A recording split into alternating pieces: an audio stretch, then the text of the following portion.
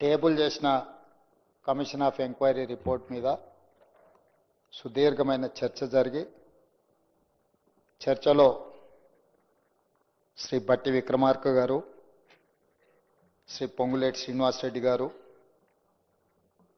శ్రీ ఉత్తమ్ కుమార్ రెడ్డి గారు, శ్రీధర్ బాబు గారు, జూపల్లి కృష్ణారావు గారు, కోమటిరెడ్డి వెంకటరెడ్డి గారు, శ్రీ హరీష్ రావు గారు, ఏలేటి మహేశ్వర్ రెడ్డి గారు, శ్రీ పాల్వాయి హరీష్ బాబు గారు, శ్రీ అక్బరుద్దీన్ ఓవైసీ గారు, కూనంనేని సాంబశివరావు గారు ఈ చర్చలో పాల్గొని చాలా అంశాలను, నివేదికలో ఉన్న అంశాలతో పాటు వారికి అందుబాటులో ఉన్న సమాచారాన్ని కూడా వీలైనంత మేరకు చర్చ జరిగింది. చర్చలో పాల్గొన్న ప్రతి సభ్యుడికి వారు ఆశించిన దానికంటే కూడా తమరు ఎక్కువనే సమయం ఇచ్చారు. ఎందుకంటే కాళేశ్వరం ప్రాజెక్టుకి, గోదావరి జలాలకి justice PC Ghosh commission submit చేసిన రిపోర్ట్కు ఉన్న ప్రాధాన్యతతో తమరు గొప్ప మనసు చేసుకొని రాత్రి 12:30 అయినా ఓపికతో చర్చకు అవకాశం ఇచ్చి ప్రజలకి ఈ సభ పట్ల, ఈ ప్రభుత్వం పట్ల, సభలో ఉన్న సభ్యుల పట్ల ఒక గౌరవాన్ని పెంచే విధంగా ఈ చర్చను మీరు ముందుకు తీసుకెళ్ళినరు. మిమ్మల్ని మనస్ఫూర్తిగా అభినందిస్తున్నాను. ఎందుకంటే గతంలో మనం చాలా సందర్భాలలో చూసినాం, ప్రభుత్వం ఏది అనుకుంటే అది సభ్యులకు చర్చలో పాల్గొనే అవకాశం లేకుండా, అభిప్రాయం చెప్పనీయకుండా గొంతు నొక్కి ప్రభుత్వం కావాల్సిన నిర్ణయం తీసుకొని సభను వాయిదా వేసుకొని పోయేది. ఆనాడు తమరి కుర్చీలో కూర్చున్న పెద్దలు ఎడమవైపు చూసేవాళ్లే కాదు, అటువైపు ప్రతిపక్షం ఉంటుంది, వాళ్ళని చూడాలన్న ఆలోచన కూడా చేసేవాళ్ళు కాదు. ఎంతసేపు ఉన్న ట్రెజరీ బెంచెస్ వైపు చూసి అటువైపు చూడకుండానే చర్చను ముగించి ఇటువైపు నుంచి ఏం చెప్తారో దాంతోనే చర్చ ముగిసేది. కానీ తమరు ప్రతిపక్షానికి వీలైనంత మేరకు అవకాశం ఇచ్చి వాళ్ళ అభిప్రాయాలను చెప్పడానికి అవకాశం ఇచ్చారు. సరే, వాళ్ళు సద్వినియోగం చేసుకున్నారా, సద్వినియోగం చేసుకోలేదా, వాళ్ళు ఏ విధంగా దుర్వినియోగం చేసిండ్రు అనేది వాళ్ళ విజ్ఞతకే నేను వదిలేస్తున్నా. అధ్యక్ష, ఈరోజు పినాకి చంద్ర ఘోష్ ఈ కమిషన్ ఆఫ్ ఎంక్వైరీకి బాధ్యత తీసుకున్న వ్యక్తి, judge of Calcutta high court, chief justice of Andhra Pradesh high court, judge supreme court of India, member national human rights commission, first Lokpal of India. వివిధ హోదాలలో వీరు పనిచేయడమే కాకుండా వారి అత్యంత కీలకమైన తీర్పులలో కూడా వారు ఇచ్చిన చరిత్రలో నిలిచిపోయిన తీర్పులు ఇచ్చింది. అధ్యక్ష, వారు ఇచ్చిన తీర్పులలో ప్రధానంగా disproportionate asset case V K Sasikala, మాజీ ముఖ్యమంత్రి జయలలితకు సంబంధించిన అక్రమ ఆస్తుల కేసులలో వికే శశికళను దోషిగా తేల్చారు. ప్రజా జీవితంలో జవాబుదారీ విధానాన్ని బలపరిచే తీర్పది. అదేవిధంగా 498A IPC guidelines 2014 dowry related కంప్లైంట్స్లో ఆటోమేటిక్ అరెస్టు జరగకూడదని, ముందుగా ప్రిలిమినరీ ఎంక్వైరీ అవసరమని స్పష్టం చేశారు.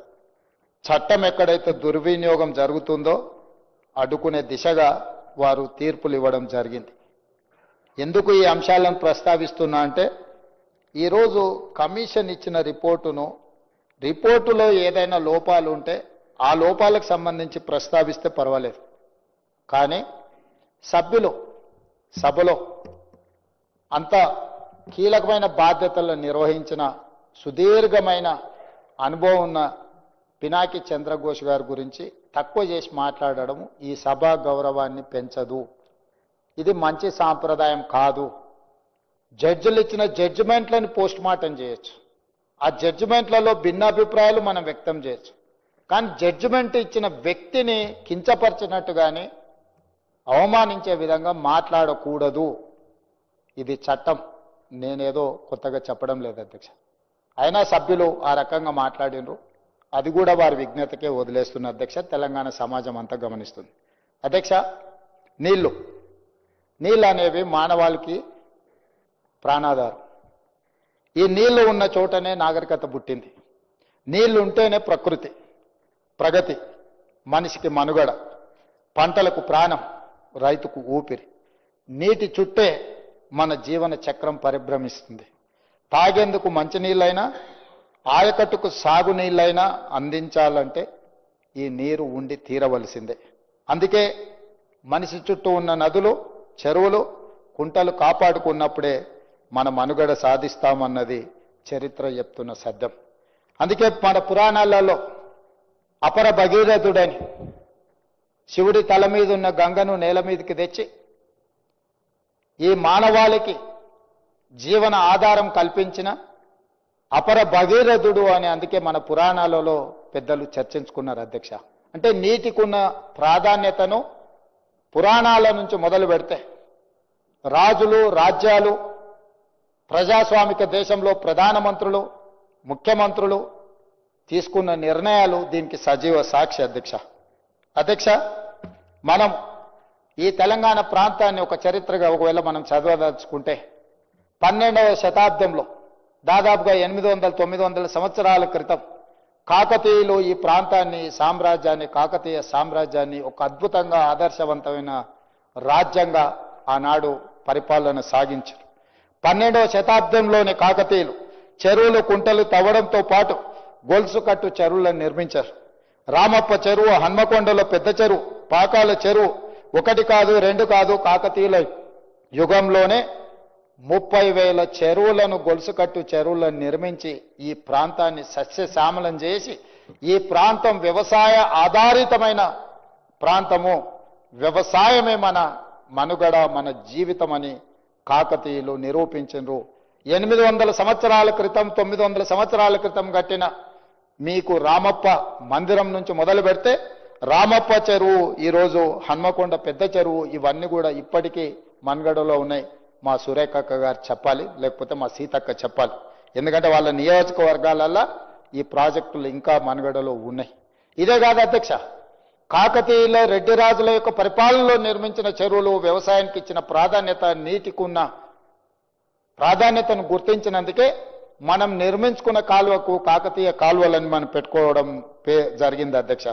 1000 ఏళ్ల తర్వాత కూడా దాదాపుగా ఈరోజు మనం వాళ్ళని తలుసుకుంటున్నామంటే ఆనాడు మనకు అందించిన సంస్కృతి, సాంప్రదాయాలు, వ్యవసాయానికి నీరు అవసరమని వాటిని గుర్తించి ఆ రోజు వాళ్ళు ఈ ప్రాజెక్టులను నిర్మించింది అధ్యక్ష.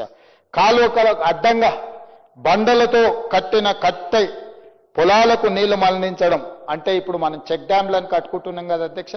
ఆనాడే కాలువలకు బండరాళ్లను అడ్డం పెట్టి చెక్ డ్యాంల కింద మార్చి పొలాలకు నీళ్లు అందించిన చరిత్ర కాకతీయుల చరిత్రలో మనం చూసినాం. కాకతీయులు మనకు ఆదర్శంగా నిలబడ్డారు. అందుకే మనం నిర్మించుకున్న కెనాల్స్కి కాకతీయ కెనాల్ అని మనం పేరు పెట్టుకోవడం జరిగింది అధ్యక్ష. అంతెందుకు అధ్యక్ష, నిజాం ఏలిన సందర్భంలో 220 సంవత్సరాలు ఈ ప్రాంతాన్ని పరిపాలించిన నిజాము వ్యవసాయాన్ని, నీటి యొక్క ప్రాధాన్యతను గుర్తించి ఈ ప్రాంతంలో నిజాం కట్టిన ప్రాజెక్టులు ఈ రోజు కూడా 100 ఏళ్ల కింద, 120 ఏళ్ల కింద నిర్మించిన ప్రాజెక్టులు ఈనాడు కూడా మన రైతులకు సాగునీరు, మన ప్రజలకు తాగునీరు అందిస్తున్నాయి అధ్యక్ష. నిజాం నిర్మించిన ప్రాజెక్టులు నిజాం సాగర్ కావచ్చు, ఉస్మాన్ సాగర్ కావచ్చు, హిమాయత్ సాగర్ కావచ్చు, అప్పుడు కట్టినవే. పెద్ద ప్రాజెక్టులతో పాటు వేల చెరువులను, కుంటలను ఆనాడు నిజాం సర్కారు నిర్మించింది అధ్యక్ష. అంతెందుకు అధ్యక్ష, నిన్న మొన్న నేను మీ పెద్దలు ఉత్తమ్ కుమార్ రెడ్డి గారు ఏరియల్ సర్వేకి వెళ్ళాం. నిన్న మొన్న జరిగిన 40 సెంటీమీటర్ల వర్షం అత్యధికంగా కురవడం వల్ల కామారెడ్డి, మెదక్ జిల్లాలను అతలాకుతలం చేసినాయి. లక్షలాది ఎకరాల పంటలు నీటిమయం అయిపోయినాయి, మునిగిపోయినాయి. వందలాది రోడ్లు కొట్టుకుపోయినాయి. వేలాది మంది ప్రజలు నిరాశ్రయులైనరు. వారిని పరామర్శించడానికి పోతే వాతావరణం అనుకూలించకపోయినా ఏరియల్ సర్వేలో మేము వెళ్ళి అక్కడి స్థితిగతులను, అక్కడి పరిస్థితులను చూసినాం అధ్యక్ష. ఈరోజు అవి చూస్తున్నప్పుడు అక్కడ ఒక ప్రాజెక్టు నిటారుగా నిలబడి కనిపించింది అధ్యక్ష. ఆ ప్రాజెక్టు పేరు పోచారం ప్రాజెక్ట్. 103 సంవత్సరాల క్రితము 26 లక్షల రూపాయలతో నిర్మించిన పోచారం ప్రాజెక్టు తెగిపోతుందేమో అని నిండి ప్రాజెక్టు మీద నుంచి నీళ్లు ఎల్లబారినా ఆ ప్రాజెక్టు ఈ కాలమాన పరిస్థితులకు నిలబడి దాని కింద ఉన్న 14 గ్రామాలు వేలాది మంది ప్రజలను కాపాడడానికి 103 సంవత్సరాల క్రితం నిజాం నిర్మించిన పోచారం ప్రాజెక్టు ఇంకా బలంగా నిలబడ్డది అని అంటే నిర్మాణంలో ఆనాడు తీసుకున్న నిర్ణయాలు నాణ్యత వాటి నిర్మాణమే కాదు నిర్వహణ కూడా ఈ రోజు చేపట్టడం వల్ల 103 సంవత్సరాల తర్వాత కూడా వేలాది మంది ప్రజల్ని కాపాడడానికి పోచారం ప్రాజెక్టు ఈ రోజు మనకు తార్కణం అధ్యక్ష. అంటే ఒక ప్రాజెక్టు నిర్మాణ సమయంలో తీసుకుంటున్న ప్రాజెక్టు డిజైన్ కావచ్చు, ప్రాజెక్టు కన్స్ట్రక్షన్ కావచ్చు, ప్రాజెక్టు మెయింటెనెన్స్ కావచ్చు, వీటన్నిటి పట్ల ప్రత్యేకమైన శ్రద్ధతో నేను నిర్మిస్తే ఏ విధంగా ఉంటుందో పోచారం ప్రాజెక్టు ఒక ఉదాహరణ అధ్యక్ష. మరి ఈరోజు మనం చర్చ చేస్తున్న కాళేశ్వరం ప్రాజెక్టు కట్టడం కూలడం 1,00,000 కోట్లు గోదావరి పాలవ్వడం అంతా 3.5-4 సంవత్సరాలలో జరిగిపోయింది అధ్యక్ష. ఇంత దారుణమైన సంఘటనలు మన కళ్ళ ముందే కట్టడం, మన కళ్ళ ముందే కూలిపోవడం, ఆ గోదావరిలో 1,00,000 కోట్లు కొట్టుకుపోవడాన్ని చూస్తే చర్చించొద్దు, కమిషన్ వెయ్యొద్దు, కమిషన్ రిపోర్ట్ ఇవ్వొద్దు అని ఈరోజు అడ్డుకునే ప్రయత్నం చేస్తున్న వాళ్ళను ఏ తెలంగాణ సమాజం ఏమనుకోవాలో మీరు ఒక్కసారి ఆలోచన చేయండి అధ్యక్ష.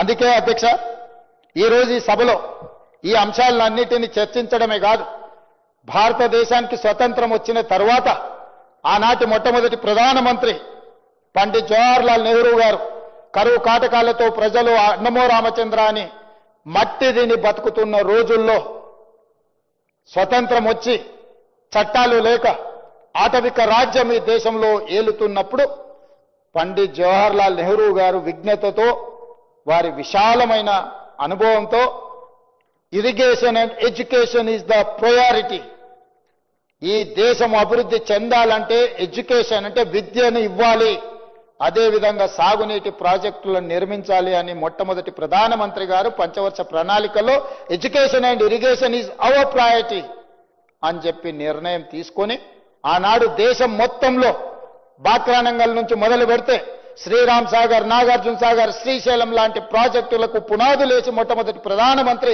ఈ తెలంగాణ ప్రాంతంలో నిజాం సర్కార్ తర్వాత నిజాం సాగర్ తర్వాత శ్రీరామ్ సాగర్, నాగార్జున సాగర్, శ్రీశైలం లాంటి ప్రాజెక్టులను ప్రారంభించి ఈ ప్రజలను అన్నమో రామచంద్ర నుంచి ఈ రోజు దేశంలోనే అత్యధికంగా వరి ధాన్యాన్ని పండించే 2,85,00,000 మెట్రిక్ టన్నుల వరి ధాన్యాన్ని పండించడానికి పునాదులేసింది మొట్టమొదటి ప్రధానమంత్రి పండిత్ జవహర్లాల్ నెహ్రూ గారు అని చెప్పి నేను అధికారికంగా ఈ సభలో చెప్పదలుచుకున్నాను అధ్యక్ష. ఇది కాంగ్రెస్ పార్టీ విఘ్నత. కాంగ్రెస్ పార్టీ విశాల ప్రయోజనాల కోసం ప్రజల్ని కరువు కాటకాల నుంచి కాపాడడమే కాకుండా ప్రపంచానికి ఆదర్శంగా నిలబడే వ్యవసాయ ప్రణాళికలను అందించిన పార్టీ ప్రభుత్వం కాంగ్రెస్. ఈ రోజు ఆ ప్రాజెక్టులన్నీ కూడా మన కళ్ళ ముందల నిలబడ్డాయి అధ్యక్ష. ఈ రోజు మనం ఇలాంటి పరిస్థితుల్లో ఆ తర్వాత తెలంగాణ, హైదరాబాద్ రాష్ట్రం, చెన్నై, తమిళనాడు నుంచి విడిపోయిన ఆంధ్రప్రదేశ్, ఈ 2 రాష్ట్రాలను కలిపి 1956లో ఉమ్మడి రాష్ట్రంగా మార్చడం జరిగింది అధ్యక్ష. ఆ చరిత్ర గురించి నేను చెప్పాల్సిన అవసరం లేదు, ఇక్కడ ఉన్న ప్రతి ఒక్కరికి తెలుసు. ఆ నెహ్రూ గారి వారసత్వాన్ని తీసుకొని ప్రాజెక్టుల యొక్క నిర్మాణాన్ని, అంతర్రాష్ట్ర జల వివాదాలను పరిష్కరించుకుంటూ, అంతర్రాష్ట్ర ముఖ్యమంత్రులు ఒప్పందాలు చేసుకుంటూ ప్రాజెక్టుల నిర్మాణానికి ముందుకు సాగింది అధ్యక్ష ఆనాడు ఉమ్మడి ఆంధ్రప్రదేశ్. 1975లో మహారాష్ట్ర ముఖ్యమంత్రి ఎస్బి చవాన్ గారు, ఆనాటి ఉమ్మడి ఆంధ్రప్రదేశ్ ముఖ్యమంత్రి ఖమ్మం జిల్లా బిడ్డ జలగం వెంగళరావు గారు 1975లో ఒప్పందం చేసుకున్నారు అధ్యక్ష. గోదావరి నదికి సంబంధించిన జలాలు మహారాష్ట్రలో వార్దా నది, వాన్గంగా నది కలిసి ఉమ్మడి ఆంధ్రప్రదేశ్ ఆనాటి జిల్లా ఆదిలాబాద్లోకి ప్రవేశించినప్పుడు ప్రాణహితగా మారి తుమ్మిడిహెట్టి ద్వారా మన ప్రాంతానికి, ఈనాటి తెలంగాణ రాష్ట్రంలో ఆదిలాబాద్ జిల్లాలో ప్రవేశించబోతున్న ప్రాంతాన్ని, ఆ ప్రాజెక్టును, ఆ నీళ్లను ప్రాణహిత ప్రాజెక్టు కింద గుర్తించింది అధ్యక్ష. ఆ ప్రాణహిత మీద బ్యారేజీలు నిర్మించాలి, నీటిని మళ్లింపు చేపట్టాలి, తద్వారా 2 రాష్ట్రాలు ప్రయోజనం పొందాలి, వ్యవసాయానికి తాగునీటికి ఈ ప్రాజెక్టులు ఉపయోగపడాలి అని మొట్టమొదటి ఒప్పందం ఎస్బి చవాన్ వెంగళరావు గారి మధ్యలో జరిగింది. ఆనాడు పునాది రాయబడ్డది అధ్యక్ష ఆ ప్రాజెక్టుకి. ఉమ్మడి రాష్ట్రంలో ఈ ప్రాజెక్టులు నిర్మించాలని ఆనాడు నిర్ణయం తీసుకున్నారు అధ్యక్ష. అదేవిధంగా అధ్యక్ష, ఎక్కడ అన్యాయం జరుగుతుందో అక్కడ తిరుగుబాటు పుడుతుంది. ఎక్కడ కాలే కడుపులు రగులుతాయో అక్కడ పోరాటాలు పురుడు పోసుకుంటాయి. దీనికి తెలంగాణ ప్రాంతం ఒక చారిత్రాత్మక నిదర్శనం. గలగల పారే జీవ నదుల గడ్డ అయిన తెలంగాణ దశాబ్దాల పాటు బీడు భూములకు బీద జీవితాలకు కన్నీటి వలసలకు సజీవ సాక్ష్యంగా మిగిలింది. అందుకే ఇక్కడ నక్సల్బరీ పోరాటాలు పురుడు పోసుకున్నాయి. మొదట భూమి, ఆ భూమికి సాగునీరు లేకపోవడం వల్ల ప్రజల జీవితాలు దుర్భరమైనాయి. ఉమ్మడి పాలకుల నిర్లక్ష్యం నుండి ఉద్యమాలు పుట్టాయి. రైతుల ఆత్మహత్యల నుండి రణ నినాదాలు మోగాయి. బీడు భూములను వదిలి బతుకు తెరువు కోసం ప్రజలు ముంబై, దుబాయ్ వలసలు పోయారు అధ్యక్ష. ఈ వలసలు ఈ పేదరికమే, ఈ ఆకలి కేకలే తెలంగాణ ఉద్యమానికి పునాదులైనాయి అధ్యక్ష. ఈ ఆకలి కేకల నుంచి పుట్టుకొచ్చిన తెలంగాణ ఉద్యమం ఉస్మానియా యూనివర్సిటీ, కాకతీయ యూనివర్సిటీల నుంచి అక్కడి విద్యార్థులు ప్రాణ త్యాగం చేసి అమరులై ఆకాశంలో నక్షత్రాలై వెలిగి తెలంగాణ రాష్ట్రాన్ని సాధించడం జరిగింది అధ్యక్ష. ఈ ఆకాంక్షలకు, ఈ త్యాగాలకు, ఈ అమరవీరుల త్యాగాలకు ప్రధానమైన కారణం సాగునీరు ప్రధానమైన అంశం అధ్యక్ష. ఈ తెలంగాణ ప్రాంతాన్ని సస్యశ్యామలం చేస్తే తమ జీవితాలలో వెలుగు వస్తుంది, తమ ప్రాంతం పసిడి పంటలతో విరాజిల్లుతుంది అని చెప్పి వందలాది మంది ఆత్మ బలిదానాలు చేసుకొని తెచ్చుకున్న తెలంగాణ రాష్ట్రంలో ఈ రోజు జరుగుతున్న పరిణామాలను మీరు ఒక్కసారి ఆలోచన చేయండి అధ్యక్ష. ఆనాడు చేసుకున్న ఒప్పందాలు వెంగళరావు గారిని ఒప్పందాల తర్వాత మళ్ళీ 2004 సంవత్సరంలో కరువు కాటకాల నుంచి పేలిపోతున్న ట్రాన్స్ఫార్మర్లు, కాలిపోతున్న మోటార్లు, ఆత్మహత్యలకు పాల్పడుతున్న తెలంగాణ రైతాంగం యొక్క జీవితాలలో వెలుగులు నింపాలి అని శ్రీమతి సోనియా గాంధీ గారి నేతృత్వంలో ఏర్పడ్డ UPA 1 ప్రభుత్వం డాక్టర్ వైఎస్ రాజశేఖర రెడ్డి గారి నాయకత్వంలో జలయజ్ఞాన్ని ప్రారంభించి ఆనాడు చేసుకున్న ప్రాణహిత ప్రాజెక్టు ఒప్పందాలను తిరిగి 2007-8లో మళ్ళీ పునరుజ్జీవనం పొందినయి. ఆ విధంగా ఈ ప్రాజెక్టు పునాదులు పడ్డాయి అధ్యక్ష. ఆ ప్రాజెక్టుకి ఆనాడు తీసుకున్న నిర్ణయం, ప్రాజెక్టు యొక్క అంచనాలు, ప్రాణహిత నుంచి మొదలు పెడితే చేవెళ్ళ అధ్యక్ష, చేవెళ్ళ ప్రాంతానికి తమరికున్న అనుబంధం ఇక్కడ ఉన్న వాళ్ళందరికీ తెలుసు.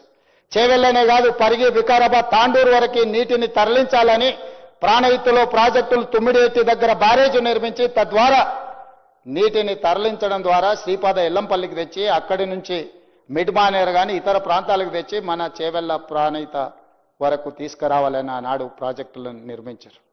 ప్రాణహిత చేవెళ్ళ ప్రాజెక్టుకు ఉన్న ఈ ప్రాజెక్టుకు వెంకట స్వామి గారి ఆలోచన సూచన వల్ల డాక్టర్ బాబాసాహెబ్ అంబేద్కర్ గారి పేరు ఆనాడు మనం పెట్టుకోవడం జరిగింది అధ్యక్ష. ఆ ప్రాజెక్టు యొక్క అంచనాలు, ఆలోచనలు 16,40,000 ఎకరాలకు 38,000 కోట్ల రూపాయలతో అంచనాలతో ఆనాడు టెండర్లు పిలిచి ఆ ప్రాజెక్టు పనులను ప్రారంభించి 2008లో టెండర్లై 2009లో ప్రారంభించి 2014 తెలంగాణ రాష్ట్రం వచ్చేటప్పటికి దాదాపుగా 6,157 కోట్ల రూపాయలను మనం ఖర్చు పెట్టినాం అధ్యక్ష.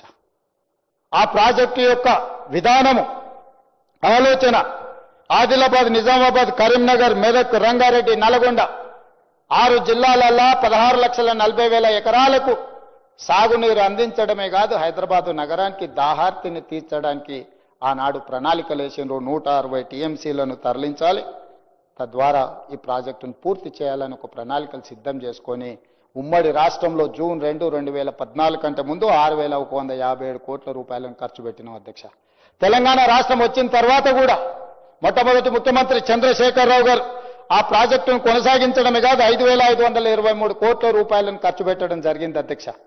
దాదాపుగా 2015 సంవత్సరం వరకు 11,670 కోట్ల రూపాయలను ఖర్చు పెట్టిన చంద్రశేఖరరావు గారు అప్పటికి పూర్తయిన తర్వాత ఆయనకు అర్ధరాత్రి పూట మరి ఎవరు ప్రత్యక్షమయ్యారో, ఎవరు ఆలోచన చెప్పినరో, ఎవరు ఆయనకి దుర్బుద్ధి కలిగించిందో నాకు తెలియదు.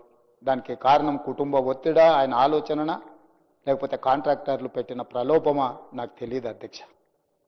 అక్కడ బీజం పడ్డది. ఆ బీజము విషవృక్షమై తెలంగాణ ప్రాంతాన్ని కబలించింది అధ్యక్ష. ఆ ఆలోచనలతోని ఒక అందమైన ముసుగు, ఒక కొత్త పదాన్ని కనిపెట్టిండు, రీడిజైనింగ్ అని. అంటే పాత ప్రాజెక్టులను అన్నిటిని కూడా రీడిజైనింగ్, పునరుద్ధరిస్తాము, వాటి అన్ని పునర్నిర్మాణం చేస్తామని చెప్పి రీడిజైనింగ్, ప్రాజెక్టుల రీడిజైనింగ్ అని ఒక పదం కనిపెట్టింది అధ్యక్ష. ఎక్కడైతే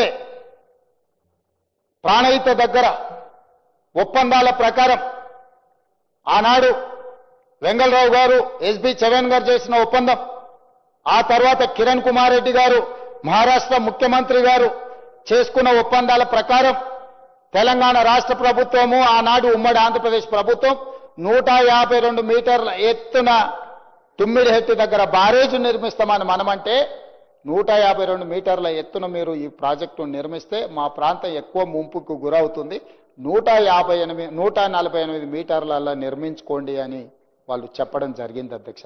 ఏ రోజు కూడా మహారాష్ట్ర ప్రభుత్వం అక్కడ ప్రాజెక్టు నిర్మించొద్దు అని అభ్యంతరాలు పెట్టలేదు.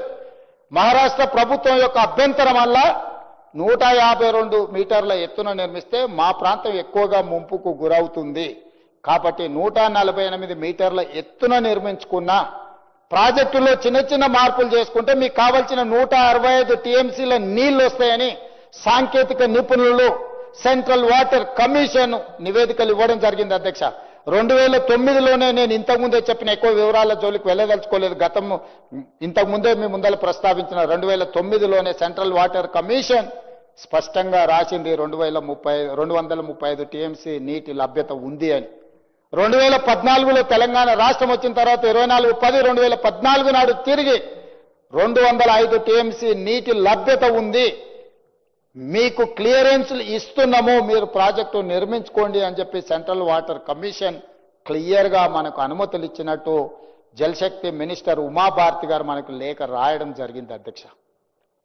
అభ్యంతరం అల్లా, చర్చలల్లా నాటి విద్యాసాగర్ రావు గారు తెలంగాణ ప్రాజెక్ట్స్ ఇన్ఛార్జ్ ఆ రోజు ఇతర అధికారులతో కలిసి అధ్యక్ష మహారాష్ట్ర ప్రభుత్వంతో కూర్చొని చర్చలు చేసిన తర్వాత వాళ్ళు తీసుకున్న నిర్ణయం ఏంది అని అంటే 148, 150, 152 ఎక్కడ కడితే ఎంత మునుగుతుంది, దీనికి సంబంధించిన వివరాలను మనం చర్చించుకోవాలని పూణేకి సంబంధించిన సంస్థకు ఆ రోజు ఆదేశాలు ఇవ్వడం జరిగింది.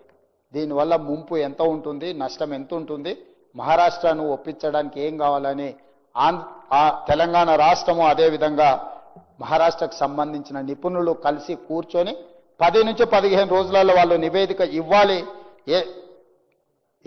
ఆ రోజు వాళ్ళు చేసుకున్న ఒప్పందం ప్రకారం అధ్యక్ష తుమ్మిడివటి వద్ద నిర్మించే బ్యారేజ్ ఎత్తు పారామీటర్లను ఖరారు చేసే బాధ్యతను ఒక టెక్నికల్ కమిటీకి అప్పగించారు.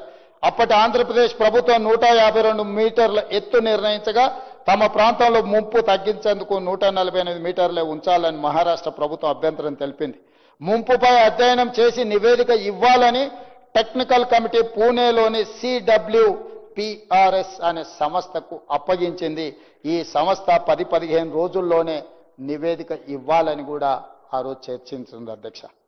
ఒక పక్కన అన్ని రకాలుగా తుమ్మిడిహెట్టి దగ్గర ప్రాజెక్టు నిర్మించుకొని తుమ్మిడిహెట్టి నుంచి 4 ప్యాకేజీల కింద ఆదిలాబాద్ జిల్లాకు దాదాపుగా 1,60,000 ఎకరాలకు నీళ్లు అందించుకుంటూనే శ్రీపాద ఎల్లంపల్లిలో నీటిని నింపుకొని అక్కడి నుంచి తరలించుకుంటూ పోతే 6 జిల్లాలకు 16,40,000 ఎకరాలకు ఆయకట్టుకు ఇవ్వడమే కాదు హైదరాబాదు దాహార్తిని తీర్చడానికి ప్రణాళికలు ఉండే.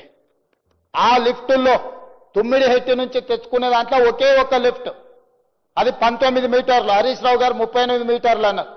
పోని వారు అనుకున్నట్టే శ్రీపాద ఎల్లంపల్లి గుండెకాయ ఫర్ గోదావరి వాటర్స్, గోదావరి ప్రాంతంలో ఎక్కడికి వెళ్ళాలన్నా రక్త ప్రసరణ గుండెకొచ్చి గుండె నుంచి ఇతర మానవ అవయవాలకు అన్నిటికీ ఏ విధైతే రక్త ప్రసరణ జరుగుతుందో గోదావరి నదీ జలాలు, అది ప్రాణహిత చేవెళ్ళ కావచ్చు, వాన్గంగా కావచ్చు, వార్దా కావచ్చు, ఇతర ప్రాజెక్టులు ఏదున్నా ఈరోజు శ్రీపాద ఎల్లంపల్లి దగ్గరకు వచ్చిన తర్వాత అక్కడి నుంచి ఇతర ప్రాంతాలకు మనం తరలించాల్సిన అవసరం ఉంది అధ్యక్ష. తుమ్మిడిహెట్టి నుంచి శ్రీపాద ఎల్లంపల్లికి తేవాలంటే ఒకే ఒక లిఫ్ట్, చిన్న లిఫ్ట్ పెట్టుకుంటే 160 టీఎంసీలు ఎత్తిపోసుకోవడానికి క్లియర్గా ఉన్న ప్రాజెక్టులను పనులు చేయడమే కాకుండా అక్కడ అవకాశం ఉండే. కానీ అట్లా చేయకుండా పైనుంచి కిందికి నీళ్లు ఒడిసిపట్టుకుంటా గ్రావిటీ ద్వారా నీళ్లు తెచ్చుకునే అవకాశం ఉన్న ఆ ప్రాజెక్టును పూర్తిగా మొత్తం ఆపేసి చంద్రశేఖరరావు గారు కిందికి వెళ్ళిండు అధ్యక్ష. దానికి వ్యాప్కో సంస్థ చెప్పింది అంటుండు. వ్యాప్కో సంస్థ చెప్పలేదు అధ్యక్ష.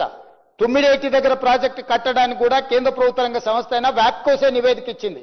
ఆనాడు కాంగ్రెస్ పార్టీ రాజశేఖర రెడ్డి గారు అడిగినారు మేము వ్యాప్కోస్ని, మేము తుమ్మిడేటి నుంచి చేవెళ్ల వరకు నీళ్లు తీసుకెళ్లాలనుకుంటున్నాం, 160 టీఎంసీలు ఇక్కడ నీటి లభ్యత ఉన్నదా లేదా, సాంకేతికంగా ఏ విధంగా ముందుకు వెళ్ళాలని అడిగితే దాని మీద వ్యాప్కో సంస్థ సంపూర్ణంగా స్టడీ చేసి నివేదిక ఇచ్చింది. ఇది సాధ్యమే, ఇక్కడ నిర్మించుకోవచ్చు, అన్ని రకాల అనుమతులు తెచ్చుకోవచ్చు అని వ్యాప్కోస్ ఆదేశాలు ఇచ్చింది అధ్యక్ష. చంద్రశేఖరరావు గారు ముఖ్యమంత్రి అయిన తర్వాత చంద్రశేఖరరావు గారు కూడా వ్యాప్కోస్నే పిలిచిండు. వ్యాప్కోస్ అక్కడి నుంచి మారిస్తే ఎక్కడ కట్టాలి, ఎన్ని నీళ్లు లభ్యత ఉన్నాయని అడగలేదు అధ్యక్ష. స్ట్రైట్ గా ఆర్డర్ ఇచ్చిండు అధ్యక్ష. నేను మేడిగడ్డ దగ్గర బ్యారేజ్ కట్టి అక్కడి నుంచి 3 లిఫ్టులు పెట్టి నింపుకోట పైకి తెచ్చి శ్రీపాద ఇలంపల్లిలో నేను పోయేదలుచుకున్నా, దీని మీద నివేదిక ఇవ్వనంటే అధ్యక్ష నేను ఒక మాట అడుగుతున్నాను. మనం ఎక్కడైనా ఒక హోటల్కి వెళ్తాం భోజనానికి, మనం అక్కడ వండేవాడికి అన్ని రకాల వంటలు వస్తాయి అధ్యక్ష. ఆయనకు చికెన్ బిర్యానీ ఉండడం వస్తుంది, మటన్ బిర్యానీ ఉండడం వస్తుంది, ఎగ్ బిర్యానీ ఉండడం వస్తుంది, వెజిటబుల్ బిర్యానీ కూడా ఉండడం వస్తుంది, అదేవిధంగా రొయ్యల పులుసు కూడా చేయడం వస్తుంది. మనం ఆర్డర్ ఇచ్చేదాన్ని బట్టి ఆ చెఫ్ అనేటోడు వంట చేసి పెడతాడు. మనం చికెన్ బిర్యానీ అడిగితే రొయ్యల బిర్యానీ పెట్టాడు అధ్యక్ష. చంద్రశేఖరరావు గారు వ్యాప్కోస్ని స్పష్టంగా నేను మేడిగడ్డ దగ్గర నేను బ్యారేజ్ నిర్మించదలుచుకున్నా, లిఫ్టులు పెట్టదలుచుకున్నా, ఆ పైన అన్నారం దగ్గర, ఆ పైన సుందిళ్ళ దగ్గర నేను బ్యారేజీలు నిర్మించదలుచుకున్నా, నేను లిఫ్టులు పెట్టదలుచుకున్నా, పంపులు పెట్టదలుచుకున్నా, దీనికి నివేదిక ఇవ్వమనంటే దాని మీద కూడా స్టడీ చేసి ఓకే ఫైన్ నువ్వు ఇక్కడ కట్టుకుంటా అంటే ఓకే కట్టుకో అన్నాడు. మీరు ఒక ఆర్కిటెక్ట్ని ఇల్లు కట్టడానికి వికారాబాద్లో స్థలం చూసి ఇల్లు కట్టాలి అనుకుంటున్నానంటే ఆర్కిటెక్ట్ వికారాబాద్ స్థలంలో ఉన్నదాన్ని బట్టి ఎట్లా కట్టుకోవాలనో సలహా చెప్తాడు. ఒకవేళ మీరు జూబ్లీహిల్స్లో స్థలం చూపించి ఇక్కడ ఇల్లు కట్టుకోవాలనుకుంటున్న ఎట్లా కట్టాలని ఆర్కిటెక్ట్ని అడిగితే జూబ్లీహిల్స్ స్థలానికి సరిపోయే విధంగా ప్రణాళికలు ఇస్తాడు. దానికి స్టీల్ ఎక్కడి నుంచి తెచ్చుకోవాలి, సిమెంట్ ఎక్కడి నుంచి తెచ్చుకోవాలి, ఎట్లా కట్టుకోవాలి, ఏం చేయాలా, ఎత్తెంత పొడిగెంత విడతెంత ఇస్తాడు. ఇవాళ చంద్రశేఖరరావు గారు కూడా వ్యాప్కోస్కి స్పష్టంగా ఆదేశాలు ఇచ్చిండు. నాకు మేడిగడ్డ దగ్గర నేను నిర్మించాలనుకుంటున్నా, దీని మీద నాకు నివేదిక ఇవ్వమని. నువ్వు అడిగింది ఒకటైతే సాంకేతిక నిపుణుడు ఇంకొకటి ఇవ్వడు కదా. మరి నువ్వు అడిగిన దానికి ఆయన నివేదిక ఇస్తే పోనీ ఆ నివేదికనన్నా నువ్వు యాజ్ ఇట్ ఈజ్గా ఇంప్లిమెంట్ చేసినావా? లేదు. బ్యారేజ్ల స్థలాన్ని మార్చిండు, పంపుల స్థలాన్ని మార్చిండు, అన్నిటిని మార్చుకుంటూ పోయిండు. మరి ఈరోజు సెంట్రల్ వాటర్ కమిషన్ అక్కడ అందుబాటులో లేదు. పైన ప్రాజెక్టులు కట్టుకుంటే 63 టీఎంసీలు పైన వాళ్ళు వాడుకుంటారు కాబట్టి 165లో 63 టీఎంసీలు తగ్గితే నీకు 102 టీఎంసీలు అందుబాటులో ఉంటాయి. కాబట్టి తుమ్మిడేటి దగ్గర వద్దు అని నిర్ణయం తీసుకున్నా అంటున్నాను. ఆ తుమ్మిడేటి దగ్గర ఉన్న నీళ్ళే కిందికి వచ్చుకుంటూ వచ్చి మేడిగడ్డ దగ్గరకు వచ్చినాయి అధ్యక్ష. మహారాష్ట్ర ప్రభుత్వం ఒకవేళ పైన ప్రాజెక్టులు నిర్మించుకుంటే 63 టీఎంసీల నీళ్లు అక్కడ వాడుకుంటే మేడిగడ్డ దగ్గరైనా 63 టీఎంసీల పైన పట్టుకుంటే అటే వెళ్ళిపోతాయి కదా అధ్యక్ష. మేడిగడ్డ దగ్గరకు కొత్తగా వచ్చే నీళ్ళు ఎక్కడివి అధ్యక్ష? ఈరోజు పైనుంచి గ్రావిటీ ద్వారా తెచ్చుకుంటే లిఫ్టులు పంపులు తగ్గుతాయి, ప్రాజెక్టు కాస్ట్ తగ్గుతుంది. కానీ కిందికి పోయి పాతాళంలో నుంచి పైకి ఎత్తుకుంటూ వస్తే కాస్ట్ పెరుగుతుంది, కాంట్రాక్టులు పెరుగుతాయి. ఈ కాంట్రాక్టర్లు ఇచ్చే కమిషన్లకు కక్కుర్తిబడి గ్రావిటీ ద్వారా రావాల్సిన 160 టీఎంసీల నీటిని సింగిల్ లిఫ్ట్ తోని తెచ్చుకోవాల్సిన నీటిని శ్రీపాద ఎల్లంపల్లిలో నింపుకోవాల్సిన నీటిని అట్లా కాదని కిందికెళ్ళి మేడిగడ్డ అన్నారం సుందిళ్ళ దగ్గర నుంచి కింది నుంచి పైకి మేడిగడ్డ నుంచి అన్నారంలో ఎత్తిపోసి అన్నారంలో నుంచి సుందిళ్ళలో ఎత్తిపోసి సుందిళ్ళ నుంచి ఎత్తి శ్రీపాద ఎల్లంపల్లిలో పోసిండి అధ్యక్ష. అదే నీకు తుమ్మిడేటి నుంచి ప్రాజెక్టు నిర్మించనుంటే 20 పంపులు 3460 మెగావాట్ల విద్యుత్ అవసరం ఉంటుండే. పంపుల కెపాసిటీ పెంచి కిందికి పోవడం వల్ల 20 పంపులు కాస్త 26 పంపులైనాయి. 3460 మెగావాట్ల విద్యుత్ అవసరం 8450 మెగావాట్ల విద్యుత్ అవసరం పెరిగింది అధ్యక్ష. ఏ కాంట్రాక్టర్ల కోసం ఈ పంపులు లిఫ్టులు పెంచినవని ఈరోజు మేము అడుగుతున్నాం అధ్యక్ష. నీరు వినియోగం పెరగలేదు. అదే 160 టీఎంసీల మీదనే ప్రాజెక్టులు రిలే అయినాయి. నీటి వినియోగం పెరగలేదు, నీటి లభ్యత మారలేదు.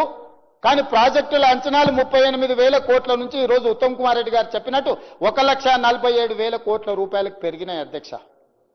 ఇవాళ పోని అక్కడికైనా తెలంగాణ ప్రజలు నమ్మినందుకు, నమ్మించి మోసం చేసినందుకు, నట్టేట ముంచినందుకు ఆ ప్రాజెక్ట్ అయినా చక్కగా కట్టినుంటే ఇవాళ ఈ చర్చ ఉండేది కాదు, కమిషన్ రిపోర్ట్ ఉండేది కాదు అధ్యక్ష. ఆ నిర్మాణంలో స్పష్టంగా national dam safety authority has said that design, construction, maintenance, everything is lacked. Project యొక్క ప్రణాళిక, నిర్మాణము, నిర్వహణ లోపభూయిష్టంగా ఉంది. ఇది ఏమాత్రం క్షమించరాని నేరము అని చెప్పి ఈరోజు ఎన్డీఎస్ఏ చెప్పింది అధ్యక్ష. Not Congress party, not PC Ghosh or not any other person. NDSA is the expert committee for national dam సేఫ్టీలో అత్యంత నైపుణ్యం ఉన్న కేంద్ర ప్రభుత్వ రంగ సంస్థ. మనందరికీ పరిమితమైన అవగాహన ఉంటే చూస్తే పగిలితే పగిలిందని కనిపిస్తుంది, కూలితే కూలిందని కనిపిస్తుంది, కుంగిపోతే కుంగిపోతే అని కనిపిస్తుంది. కానీ సాంకేతిక నైపుణ్యం ఉన్న కేంద్ర ప్రభుత్వ రంగ సంస్థ స్పష్టంగా చెప్పింది, ప్రభుత్వం ఈ విధంగా డిజైన్లు చేయడం కానీ, కన్స్ట్రక్షన్ చేయడంలో కానీ, మెయింటెనెన్స్ చేయడంలో వైఫల్యం చెందింది కాబట్టి ఈ ప్రాజెక్టులు కుంగిపోయినాయి. దీనికి కారణం ప్రభుత్వమే. ఇందులో ఉన్న సాంకేతిక నిపుణులు తీసుకున్న సాంకేతిక పరమైన అంశాలు, టెక్నాలజీని చేంజ్ చేయడాన్ని, వీటన్నిటిని కూడా తప్పుబట్టింది అధ్యక్ష.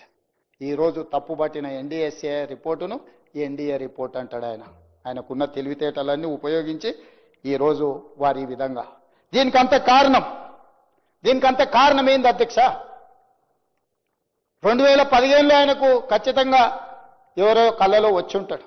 ఒకప్పుడు ప్రపంచ దేశాలలో ఆగర్భ శ్రీమంతుడు నిజాం ప్రభు కంటే శ్రీమంతుడు కావాలన్న కోరిక 220 సంవత్సరాలు ఈ ప్రాంతాన్ని, హైదరాబాదు రాజ్యాన్ని పరిపాలించిన నిజాం లాగా చంద్రశేఖరరావు గారు, ఆయన కొడుకు, ఆయన మనవడు, ఆయన తర్వాతి తరాలు ఓ 200 సంవత్సరాలు ఈ ప్రాంతాన్ని పరిపాలించడానికి, ప్రపంచంలో ఆగర్భ శ్రీమంతులు కావడానికి ఒక దురాశతోని, దుర్బుద్ధితోని తుమ్మిడేటి దగ్గర నిర్మించాల్సిన ప్రాజెక్టును మేడిగడ్డకు తీసుకొచ్చిండు. మేడిగడ్డకు తీసుకొచ్చి నిర్మించిన ప్రాజెక్టు నాణ్యతా లోపం వల్ల, నిర్వహణ వల్ల కుప్పగూలిపోయింది అధ్యక్ష. ఇవన్నీ కూడా మేం చెప్పింది కాదు అధ్యక్ష. వారి ప్రభుత్వంలోనే, వారు ముఖ్యమంత్రిగా ఉన్నప్పుడే ఆనాడు వాళ్ళ అధికారి బీఆర్ఎస్ అధికారంలో ఉన్నప్పుడే మేడిగడ్డ బ్యారేజ్ నిర్మాణ లోపాలన్నీ బయటపడ్డాయి. ఈ విషయాన్ని ఇంజనీరింగ్ అధికారులు హెచ్చరించిన ప్రభుత్వం దాచిపెట్టింది. మేడిగడ్డ బ్యారేజ్ వద్ద సీసీ బ్లాక్ డ్యామేజ్లను వెంటనే సరి చేయాలని తారీఖు చెప్తున్న అధ్యక్ష. 18/5/2020 రోజున Kaleshwaram project executive engineer BV Ramana Reddy ఎల్ఎన్టీకి ప్రాజెక్టు మేనేజర్కు లేఖ రాసిండు అధ్యక్ష. ఈ ప్రాజెక్టు నిర్మాణం జరిగిన తర్వాత చంద్రశేఖరరావు గారు సాగునీటి పారుదల శాఖ మంత్రిగా ఉన్నప్పుడే ఈ ప్రాజెక్టులో ఉన్న లోపాలను 18/5/2020 రోజున Kaleshwaram project executive engineer BV Ramana Reddy L and T project మేనేజర్కు లేఖ రాసిండు. అప్పుడే బ్యారేజీలో లోపాలు బయటపడ్డాయి. కానీ ఏజెన్సీలు కాంట్రాక్టు కంపెనీలతో కుమ్ముక్కు కావడంతో అజమాయిషీ లేకుండా పోయింది అధికారులకు. ఎందుకంటే ఈ కాంట్రాక్టర్లు ఇచ్చిన కమిషన్లకు లొంగిపోయి కాంట్రాక్టర్లకి ప్రభుత్వంలో ఉన్న ఆనాటి ప్రభుత్వంలో ఉన్న పెద్దలకు అజమాయిషీ లేకపోవడము, వాళ్ళని నియంత్రించడము, లేకపోతే ఇందులో జరిగిన లోపాలను సరిదిద్దడానికి ఒత్తిడి చేసే శక్తి సన్నగిల్లడము, వీళ్ళు అవినీతికి పాల్పడడం వల్ల దెబ్బతిన్నది అధ్యక్ష. నేను ఈరోజు తమరి ద్వారా చంద్రశేఖరరావు గారిని, హరీష్ రావు గారిని అడుగుతున్నా అధ్యక్ష. 2020 సంవత్సరంలో మేము అధికారంలో లేము కదా అధ్యక్ష. 18/5 నాడు మీ ప్రభుత్వంలో మీ అధికారి ఎగ్జిక్యూటివ్ ఇంజనీర్ స్పష్టంగా మేడిగడ్డలో సమస్యలు ఉన్నాయి అని చెప్పి లేఖ రాస్తే మీరు ఎందుకు చర్యలు తీసుకోలేకపోయినారు అధ్యక్ష? అంటే ఆ రోజుకే బయటపడ్డ లోపాల మీద మీరు మాట్లాడకపోవడం వల్ల, ఆ నిర్వహణలో లోపం వల్ల జరిగిన నష్టాన్ని మీరు సరిదిద్దకపోవడం వల్ల చివరికి కాళేశ్వరం కుంగిపోవడము మొత్తం తెలంగాణకి అరిష్టంగా మారిన మాట వాస్తవం కాదా అధ్యక్ష? నిజాలు ఈ విధంగా మీ కళ్ళ ముందల్నే ఉంటే ఈరోజు మమ్మల్ని అందరినీ కూడా తప్పుపట్టే విధంగా, మమ్మల్ని ప్రశ్నించే విధంగా, మేమేదో తప్పు చేసినట్టు, మేమేదో కక్ష కట్టినట్టు, మేమేదో కక్ష సాధింపులో భాగంగా ఈ కమిషన్ని నియమించినట్టు మాట్లాడితే ఇది సమంజసమా అధ్యక్ష? అదేవిధంగా అధ్యక్ష, వాళ్ళ అధికారంలో ఉన్నప్పుడే ఆనాడు స్పష్టంగా ఎన్డీఎస్ఏ రిపోర్ట్ ఇచ్చింది అధ్యక్ష. ఎన్డీఎస్ఏ రిపోర్ట్ ఏమిచ్చింది అధ్యక్ష? 21/6/2019 కాళేశ్వరం ప్రాజెక్టును ప్రారంభించారు. 4 ఏళ్లకే 2023 అక్టోబర్ 21న మేడిగడ్డలో 7వ బ్లాక్ కుంగిపోయింది. మొత్తం 6 పియర్లు కూలిపోయాయి. మరుసటి రోజున అక్టోబర్ 22న ప్రాజెక్ట్ ఏఈ మహదేవ్పూర్ పోలీస్ స్టేషన్లో ఎఫ్ఐఆర్ నమోదు చేశాడు. అప్పుడు బీఆర్ఎస్ ప్రభుత్వంలో అధికారంలో ఉంది కదా అధ్యక్ష? మేమెవరం చేయలేదే. మీ ప్రభుత్వంలో కుంగిపోయిందని పోలీస్ స్టేషన్లో ఫిర్యాదు చేసింది మీరే కదా అధ్యక్ష? ఇందులో ఎవరి కుట్ర ఉంది, ఎవరి కుతంత్రం ఉంది, ఎవరి ప్రమేయం ఉంది, ఎవరు ఈ రకమైన కార్యక్రమాలను చేపట్టిన రోజు జవాబు చెప్పాల్సిన బాధ్యత వాళ్ళ మీద లేదా అధ్యక్ష? ఈరోజు అదేవిధంగా 22/10/2023న ఎన్డీఎస్ఏ ఒక కమిటీని నియమించింది అధ్యక్ష. మేడిగడ్డ బ్యారేజ్లో పియర్స్ కుంగిపోయేందుకు దారితీసిన కారణాలపై విచారణ జరిపింది. బ్యారేజ్ను పరిశీలించింది. 2023 నవంబర్ 1 తేదీన ఎన్డీఎస్ఏ తమ నివేదికను తెలంగాణ ప్రభుత్వానికి సమర్పించింది. అప్పటి ప్రభుత్వం ఈ నివేదికను తొక్కిపెట్టింది, పట్టించుకోలేదు అధ్యక్ష. 2023 నవంబర్ 1 నాడు ఈ రాష్ట్రానికి మొట్టమొదటి ముఖ్యమంత్రి చంద్రశేఖరరావు గారే ముఖ్యమంత్రి కదా అధ్యక్ష? మీరున్నప్పుడే మీరే పోలీస్ స్టేషన్లో ఫిర్యాదు చేశారు. మీరున్నప్పుడే ఎన్డీఎస్ఏ నివేదిక ఇచ్చింది, లోపభూయిష్టంగా ఉన్నది, మీరు చేసిన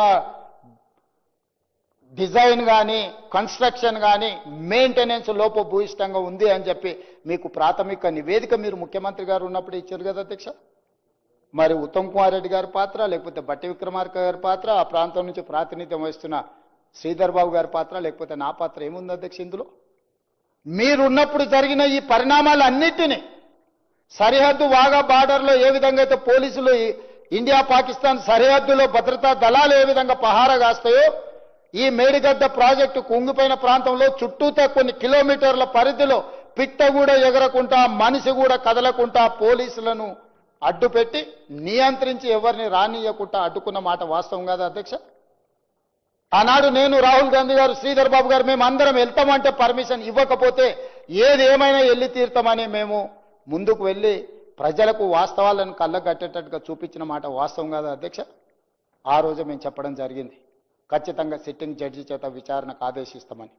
అధికారంలోకి వచ్చిన తర్వాత సిట్టింగ్ జడ్జి కోసం అడిగితే హైకోర్టు చెప్పింది సిట్టింగ్ జడ్జిలు లేరు, జడ్జిలు మాకే తక్కువ ఉన్నారు, మీరు కావాలంటే రిటైర్డ్ జడ్జిను అపాయింట్ చేసుకోండి అని చెప్పింది అధ్యక్ష. అందుకే retired supreme court judge PC Ghosh కమిటీని ఎంక్వైరీ కమిషన్ కింద అపాయింట్ చేసి ఈరోజు నివేదిక తెచ్చినాం అధ్యక్ష. నివేదికలో చాలా అంశాలు ఉన్నాయి. 665 పేజీల నివేదికనిచ్చాను. దానికి సంబంధించి షార్ట్ డిస్కషన్ కోసం ఒక నోట్ మా ఉత్తమ్ కుమార్ రెడ్డి గారు కొన్ని రోజుల నుంచి నిద్రలు పోకుండా ఈరోజు ఆ నివేదికను చేసి చర్చ కోసం ఇక్కడ పెట్టిండ్రు అధ్యక్ష. ఒకటి, చంద్రశేఖరరావు గారు తుమ్మిడిఏటి నుంచి మేడిగడ్డకు మార్చడానికి ప్రధానమైన నిర్ణయాలు మొత్తం చంద్రశేఖరరావు గారే తీసుకున్నారు. దీనికి ప్రధానమైన కారణం చంద్రశేఖరరావు గారే అని నివేదికలు చెప్పిండ్రు అధ్యక్ష. నేను స్థూలంగా చెప్పదలుచుకున్నా. సాంకేతిక నిర్ణయాలు, సీకెంట్ ఫైల్స్ కట్ ఆఫ్ టెక్నాలజీకి ఇండియన్ స్టాండర్డ్, అంటే ఇప్పుడు ఏదైతే సాంకేతిక నైపుణ్యంతో నిర్మించిందో ఇండియన్ స్టాండర్డ్స్ లో దానికి ఏం రికగ్నేషన్ లేదు అధ్యక్ష. టెక్నాలజీని మార్చింది హరీష్ రావు గారు. అంటే ఒక విధంగా నిర్మించాల్సిన సాంకేతిక నైపుణ్యాన్ని ఇంకొక విధంగా మార్చడం ద్వారా ఈ రోజు అది కుప్పగూలడానికి కారణమైంది అధ్యక్ష. అదేవిధంగా అధ్యక్ష, మనం ఇల్లు కట్టుకుంటే బునాది తీసుకుంటాం, భూమి గట్టిగా తలిగే వరకు కిందికి పోతాం. ఒకవేళ భూమి గట్టిగా తలగకపోతే కొన్ని జాగ్రత్తలు తీసుకుంటాం. ఆనాడు సర్ ఆర్థర్ కాటన్ ధవళేశ్వరం మీద కట్టిన బ్యారేజు అక్కడి నుంచి పైకి వారు స్టడీ చేసుకుంటూ వచ్చి ఇచ్చంపల్లి దగ్గర మళ్ళీ ప్రాజెక్టు కట్టాలి, ఎక్కడ కూడా భూమి సరైన విధంగా లేదు, భూమిలో లోపాలు ఉన్నాయి, ఇక్కడ ప్రాజెక్టులు కట్టొద్దని సర్ ఆర్థర్ కాటన్ ఆనాడు మనకు క్లియర్గా దీని మీద నివేదిక ఇచ్చిండు అధ్యక్ష. అప్పుడు కట్టాలనుకున్నాడు. ఆయన వచ్చిన వాళ్ళు చాలా మంది చచ్చిపోవడం వల్ల ఆయన ఈ తెలంగాణ ప్రాంతంలో ప్రాజెక్టులను కట్టడానికి ఆనాడు వీలు లేకపోయింది. అధ్యక్ష, ఈరోజు నేను ఒక మాట చెప్పదలుచుకున్నా అధ్యక్ష. సర్ ఆర్థర్ కాటన్ మనందరికీ తెలుసు. వారు ఎవరు? బ్రిటిష్ అధికారి. ఈ దేశాన్ని దోసుకోవడానికి పాలించడానికి వచ్చిన ఈస్ట్ ఇండియా కంపెనీకి సంబంధించిన ప్రతినిధులు బ్రిటిషర్స్ వ్యాపార ముసుగులో వచ్చి దేశాన్ని ఆక్రమించుకొని ఈ దేశాన్ని దోసుకొని ఈ దేశాన్ని పరిపాలించిన వాళ్ళు. సర్ ఆర్థర్ కాటన్ బ్రిటిష్ హయాంలో అధికారి. ఈ ప్రాంత రైతుల కష్టాలను చూసి ఆయనే స్వయంగా గుర్రంపై రాజమండ్రి సమీపంలో అటవీ ప్రాంతంలో పర్యటించి 1847లో ధవళేశ్వరం బ్యారేజ్ నిర్మించారు అధ్యక్ష. గోదావరి నదికి అడ్డంగా ఆనకట్ట కట్టి నీళ్లను డెల్టా ప్రాంతానికి మళ్లించి వేలాది ఎకరాలకు సాగునీటిని అందించారు అధ్యక్ష. తెలుగు ప్రజలు సర్ ఆర్థర్ కాటన్ దొర అని ఒక గొప్ప బిరుదు ఇవ్వడమే కాదు, దేవుడిలాగా విగ్రహాలు పెట్టి పూజించి దేవుడిలాగా కొలిసిన సంస్కృతి మనకుంది అధ్యక్ష.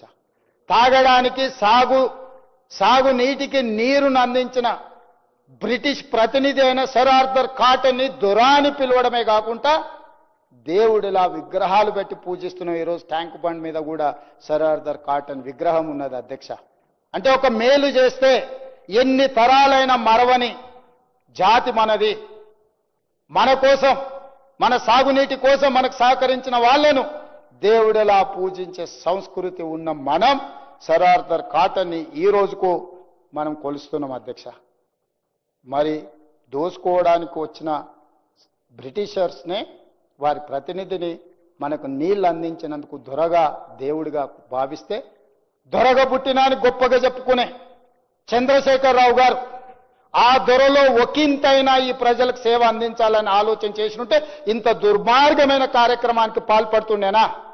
ఆనాడు ప్రజలకు సేవలు అందించిన సర్ ఆర్థర్ కాటన్ దొర అయితే, ఈనాడు పుట్టుకతోనే దొర అని చెప్పుకునే చంద్రశేఖరరావు గారు దోపిడి దొంగగా మారి తెలంగాణ సొత్తును 1,00,000 కోట్లను కొల్లగొడితే, ఇది ప్రజాస్వామిక దేశం కాబట్టి నడిబజార్లో ఉరిదీయలేదు, రాళ్లతోని కొట్టి చంపలేదు. ఈ సమాజం విచారణ చేసి సహేతుకమైన అవకాశం కల్పించి ఈరోజు ఈ సభలో ఆ నివేదిక పెట్టి మీరు కూడా మీ అభిప్రాయం చెప్పండి.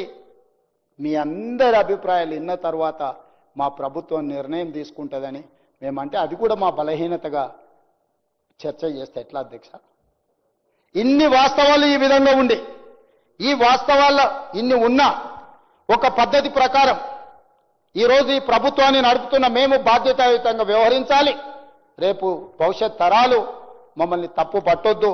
ఎక్కడైనా కోపంతోనో ఆవేశంతోనో లేకపోతే ఏదైనా తొందరపాటుతో చర్యలు తీసుకుంటే తిరిగి మనము వాటిని రిపేర్ చేయలేమన్న ఆలోచనతోనే ఈరోజు ఇంత రాత్రైనా చర్చ చేసి ఈ సభలో ప్రవేశపెట్టి మీ అందరి అనుమతి తీసుకొని ఈరోజు ముందుకెళ్దామని అనుకుంటున్నాం అధ్యక్ష. అదేవిధంగా ప్రాణహిత చేవెళ్ల ప్రాజెక్ట్ ఆనాడు కేంద్ర ప్రభుత్వం ప్రాజెక్టును మార్చడం వల్ల అంచనాలు పెరగడమే కాదు, పెంచిన అంచనాలతో కట్టిన మేడిగడ్డ అన్నారం సుందిల కూలడమే కాదు, చంద్రశేఖరరావు గారు చేసిన ద్రోహం అంతా ఇంత కాదు.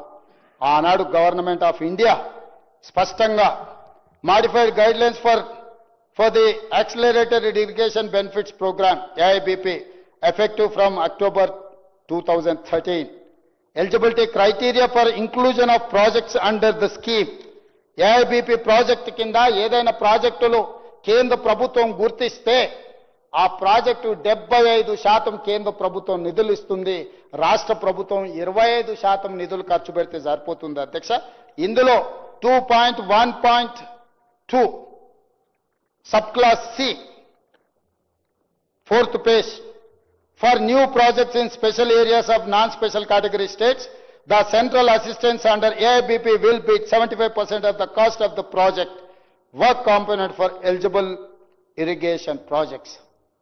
చెప్పడమే కాకుండా లిస్ట్ ఎంక్లోజ్ చేసింది అధ్యక్ష ఏ ప్రాజెక్టులో ఈ రోజు ఈ AIBP ప్రాజెక్టుల కింద వస్తాయని.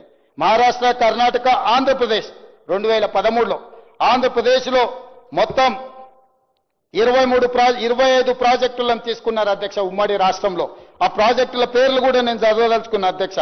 Flood flow canal from Sriram Sagar project, Gundlakamma reservoir, Sriram Sagar stage 2, Palem వాగు, రల్లి వాగు, మత్తడి వాగు, గొల్ల వాగు, పెద్ద వాగు, Rajiv lift irrigation Bhima project, Veligallu Alisagar lift irrigation, Gupta lift irrigation, J Chokkarao Godavari lift irrigation, Neelwai project, Kinnerasani project, Dummugudem Nagarjuna Sagar tail pond project, Sripada Sagar lift irrigation project, Rajiv Sagar lift irrigation project Dummugudem, Pranahita Chevella project, serial number 19 AIBP ప్రాజెక్టుల కేంద్ర ప్రభుత్వం 2013లోనే ఆమోదించింది అధ్యక్ష. 38,000 కోట్ల ప్రాజెక్టుల్లో మనం అప్పటికే 11,600 కోట్ల రూపాయలు ఖర్చు పెట్టిన తర్వాత దాదాపుగా 75% అంటే 40,000 కోట్ల రూపాయలు ఈ ప్రాజెక్టు ఒకవేళ అంచనా అనుకుంటే 75% అంటే 30,000 కోట్ల రూపాయలు కేంద్ర ప్రభుత్వం ఉచితంగా మనకు నిధులు ఇచ్చి పూర్తి చేయాల్సిన ప్రాజెక్టును ఈనాడు కల్వకుంట్ల చంద్రశేఖరరావు గారు పేరు మార్చి, ఊరు మార్చి, అంచనాలు మార్చి 1,50,000 కోట్ల రూపాయల అప్పు మన నెత్తి మీద పెట్టి కేంద్ర ప్రభుత్వం నిర్మించాల్సిన ప్రాణహిత చేవెళ్ల ప్రాజెక్టు ఉసురు తీసి ఉరేసింది చంద్రశేఖరరావు గారు కాదా? వారిని ఈరోజు ప్రశ్నించాల్సిన అవసరం, శిక్షించాల్సిన అవసరం ఈ సభకు లేదా అని నేను మిమ్మల్ని అడుగుతున్నా అధ్యక్ష. ఇది వ్యక్తిగతంగా ఎవరి మీద ద్వేషంతోనే మాట్లాడట్లేదు అధ్యక్ష. బాధ్యతాయుతమైన ముఖ్యమంత్రిగా 10 సంవత్సరాలు ఈ రాష్ట్రానికి ముఖ్యమంత్రిగా పనిచేసిన చంద్రశేఖరరావు గారి యొక్క లోపు భూయిష్టమైన నిర్ణయాల వల్ల ఆర్థిక భారమే కాదు, అన్యాయంగా ప్రజల్ని వంచినందుకు వారిని సాగునీటి పారుదల శాఖ మంత్రి హరీష్ రావు గారిని శిక్షించాల్సిన అవసరం లేదా అధ్యక్ష?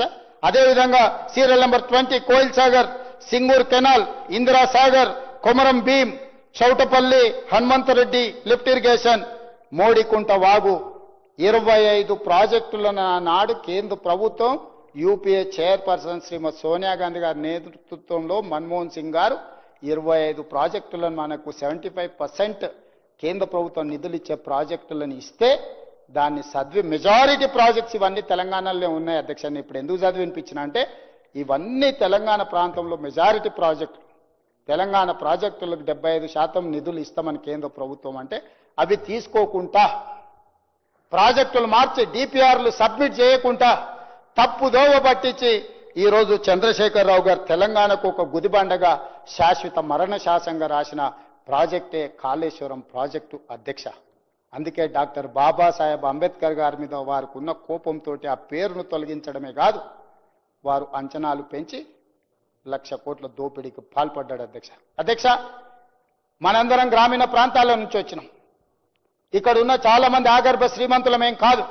వ్యవసాయానికో, పండుగలకో, ఇంట్లో ఉండే శుభకార్యాలకో ఎక్కడో ఒక దగ్గర అప్పు తెచ్చుకుంటుంటాం, తెలిసిన దగ్గర చేబదులు తీసుకుంటుంటాం. వీలైనంత తక్కువ మిత్తి ఉండే విధంగా ఎక్కువ కాలం చెల్లించడానికి సమయాన్ని తీసుకొని మనం అప్పులు చేస్తుంటాం అధ్యక్ష. కానీ ఘనత వహించిన చంద్రశేఖరరావు గారు చేసిన అప్పు గురించి ఒక నిమిషం కాళేశ్వరం ప్రాజెక్టు మీద నేను చెప్పాల్సిన అవసరం ఉంది అధ్యక్ష.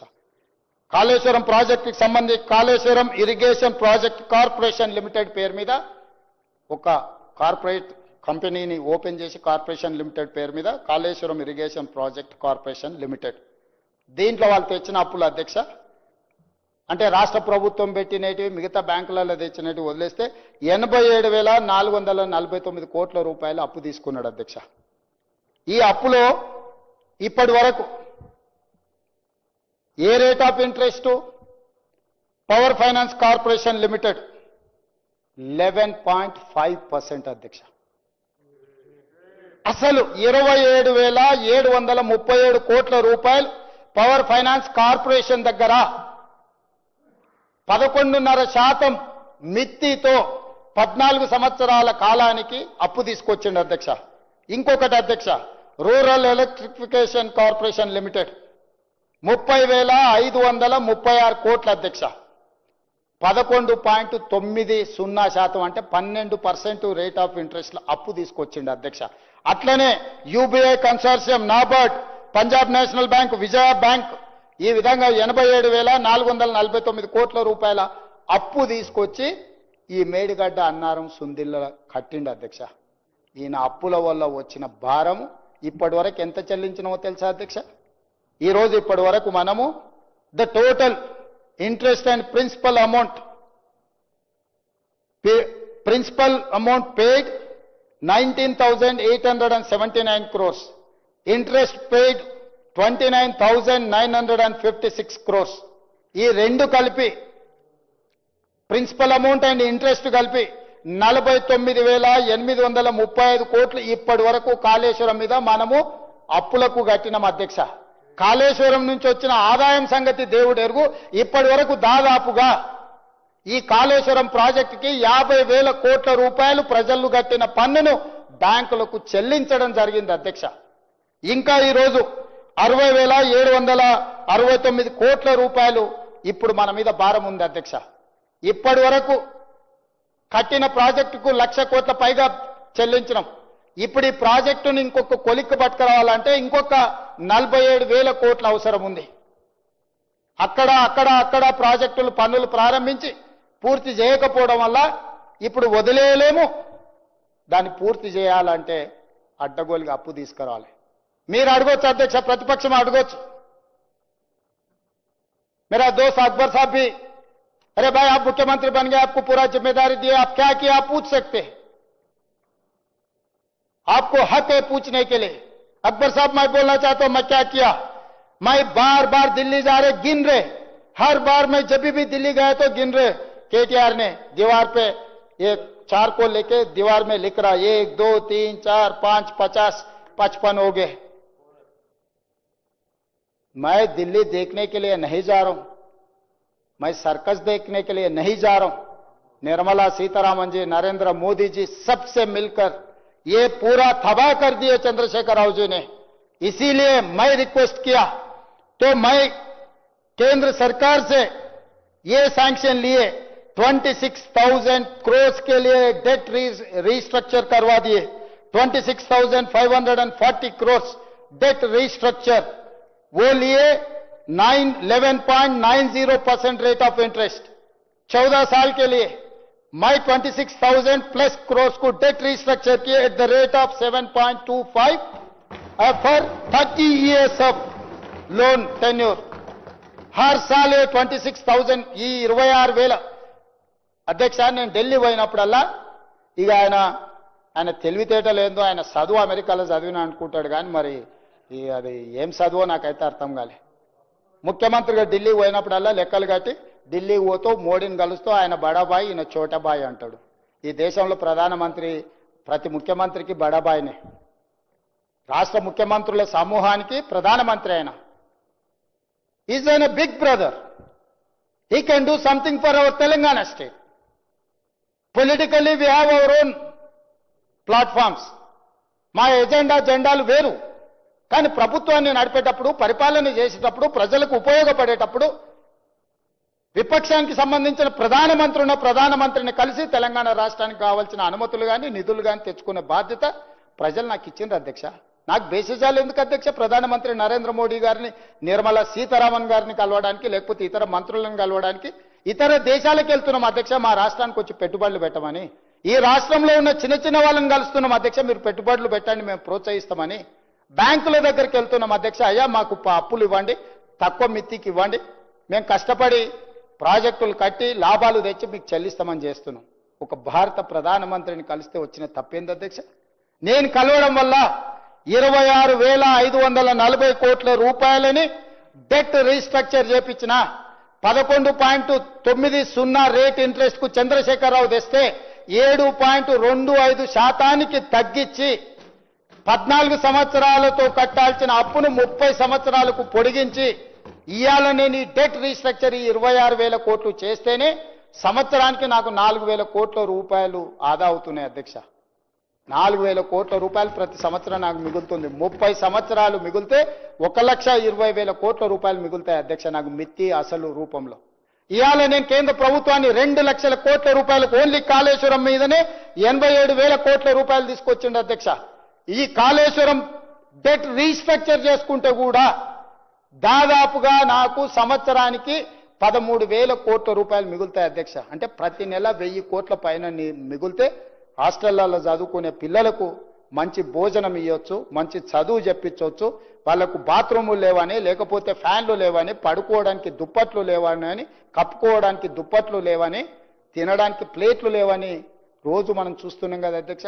ప్రతి నెల 1,000 కోట్ల రూపాయలు ఇక్కడ నువ్వు చేసిన దుర్మార్గం దురాగతం వల్ల అత్యధికంగా చెల్లిస్తున్న వాటిని తగ్గించుకుంటే ప్రతి నెల 1,000 కోట్ల రూపాయలు నేను సేవింగ్ చేయగలిగితే ఈ 1,000 కోట్ల రూపాయలు మా ఎస్సీ, ఎస్టీ, బీసీ, మైనారిటీ పిల్లలకు రెసిడెన్షియల్ స్కూళ్ళల్లో quality food, quality education, quality life ఇస్తే ఈ తెలంగాణ సమాజంలో ఉన్న 90% ఎస్సీ, ఎస్టీ, బీసీ మైనారిటీలకు నేను సేవలు అందించినోడిని, వాళ్ళ కుటుంబ సభ్యుడిగా నాకు గౌరవం దక్కుతుందా లేదా అధ్యక్ష? ఇవాళ నేను ఆ ప్రయత్నం చేస్తున్నా అధ్యక్ష. అందుకే ఈరోజు బాధ్యత రహితంగా వ్యవహరించిన చంద్రశేఖరరావు గారిని, అదేవిధంగా హరీష్ రావు గారిని, ఈటెల రాజేందర్ని వీళ్ళు దుర్మార్గాలు చేస్తుంటే పక్కన కూర్చొని చూసుకుంటున్నామని మా మహాభారతంలో చూసినాం కదా అధ్యక్ష. ధృతరాష్ట్రుడు కళ్ళకు గంతలు కట్టుకొని కొడుకులు చేసే దుర్మార్గాలను, కుటుంబం చేసే దుర్మార్గాలను నియంత్రించకపోవడం వల్ల కౌరవ సామ్రాజ్యం మొత్తం సర్వనాశనం అయిపోయింది కదా అధ్యక్ష.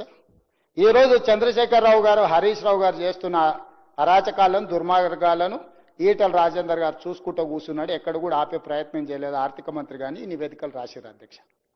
ఒక్కొక్కరు ఏం చేసిరో, చంద్రశేఖరరావు ఏం చేసిండు, హరీష్ రావు ఏం చేసిండు, ఈటల రాజేందర్ ఏం చేయలేదు.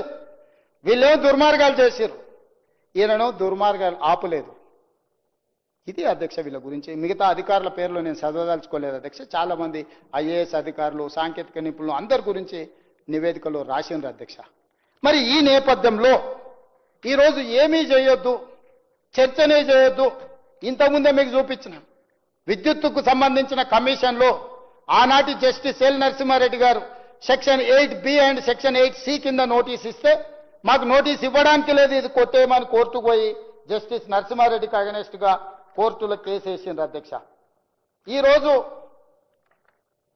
Pinaki Chandra Ghose section 8B and 8C కింద నోటీస్ ఇవ్వలేదు కాబట్టి ఇది కూడా కొట్టేయండి అని కోర్టుకు పోయారు.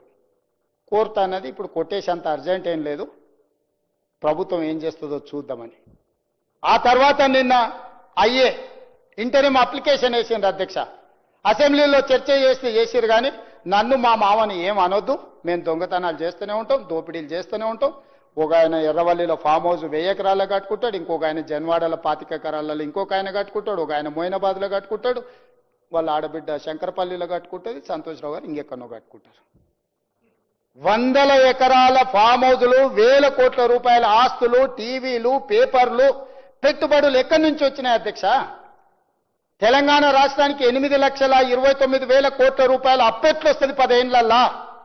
దాదాపుగా 1,00,000 కోట్ల రూపాయల ఆస్తి ఎట్లు వస్తుంది మీకు? ఆ టెక్నిక్ ఏందో తెలంగాణలో 18 ఏళ్ళు పైబడి 35 ఏళ్ల లోపల ఉన్న వాళ్ళు 65% జనాభా ఉన్నారు. గా యువకులకు కూడా గా విద్య నేర్పిస్తే తెలంగాణ రాష్ట్రం నిమిషాల మీద $1 ట్రిలియన్ ఎకానమీకి రాదా అధ్యక్ష? మీ పిల్లలకే ఎందుకు ఆ నైపుణ్యం ఉంది? మీ పిల్లలే ఎందుకు ఇంత వేగంగా 1000 కోట్ల రూపాయలు సంపాదించిండ్రు? 100 ఎకరాల ఫామ్ హౌస్లు ఎక్కడి నుంచి వచ్చినాయి? భవనాలు ఎక్కడి నుంచి వచ్చినాయి? బంజారా హిల్స్లో ఆస్తులు ఎక్కడి నుంచి వచ్చినాయి? ఈరోజు ఈ కమిషన్ రిపోర్ట్ మీద ఎంక్వైరీ జరిగితే, ఇంతకుముందు పాల్వే హరీష్ బాబు గారు అడిగారు, మురళీధరరావు గారు ఆస్తి లేకపోతే సిఈ గారు ఆస్తి, ఈ గారు ఆస్తి 100 కోట్లు ఉంది, సిఈ గారు ఆస్తి 100 కోట్లు ఉంటే సీఎం గారు ఆస్తి ఎంత ఉందని వారు అడిగారు.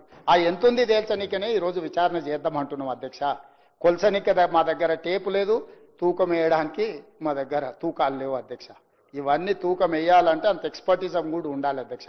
అందుకే అధ్యక్ష ఈ సభలో సుదీర్ఘమైన చర్చ ద్వారా ప్రజలకు వాస్తవాలను వివరించడం ద్వారా ఆనాటి నుంచి ఈనాటి వరకు కాకతీయుల నుంచి కాళేశ్వరం ప్రాజెక్టు వరకు జరిగిన పరిణామాల మీద చర్చించడం ద్వారా ఈరోజు ఆయన మీకు ఏమాత్రం అవగాహన లేదు, మీ అవగాహన గిట్లుంటుంది గట్లుంటుంది అని మాట్లాడుతుంది అధ్యక్ష.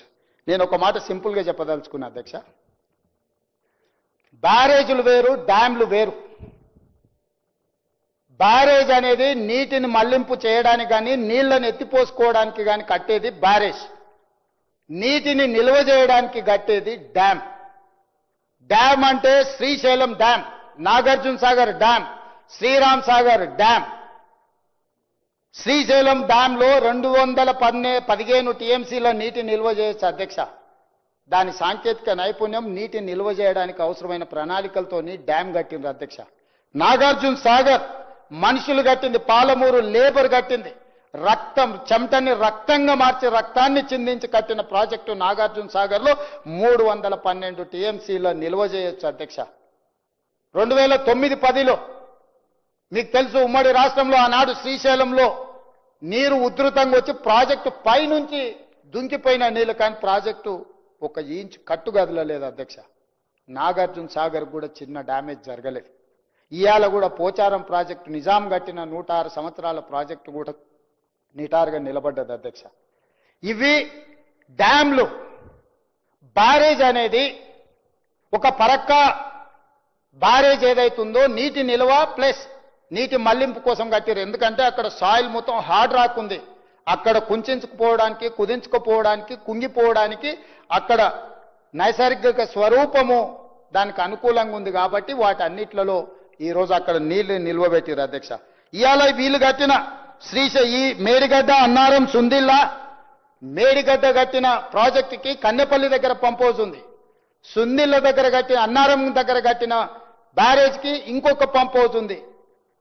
సుందిళ్ళ దగ్గర కట్టిన పంప్ హౌస్కి, అదే బ్యారేజ్కి ఇంకొక పంప్ హౌస్ ఉంది అధ్యక్ష. మేడిగడ్డ నుంచి ఎత్తి అన్నారంలో పోయాలి, అన్నారంలో పోసిన నీటిని అంతే వేగంగా ఎత్తుకొని సుందిళ్ళలో పోయాలి, సుందిళ్ళలో పోసిన నీళ్లను ఎత్తి శ్రీపాద ఎల్లంపల్లిలో పోయాలి. అక్కడి నుంచి మీకు మల్లన్న సాగర్ కావచ్చు, కొండపోచమ్మ కావచ్చు, రంగనాయక సాగర్ కావచ్చు, ఇతర ప్రాంతాలకు నీటిని తరలించడానికి చేసుకున్న ఏర్పాట్లు అధ్యక్ష. ఇవన్నీ సైమల్టేనియస్ గా పనిచేయాలి. మేడిగడ్డ దగ్గర ఎత్తిపోస్తే అన్నారంలో పంపులు పనిచేయకపోతే 5 నిమిషాలలో ఎందుకు కాకుండా పోతుంది అధ్యక్ష?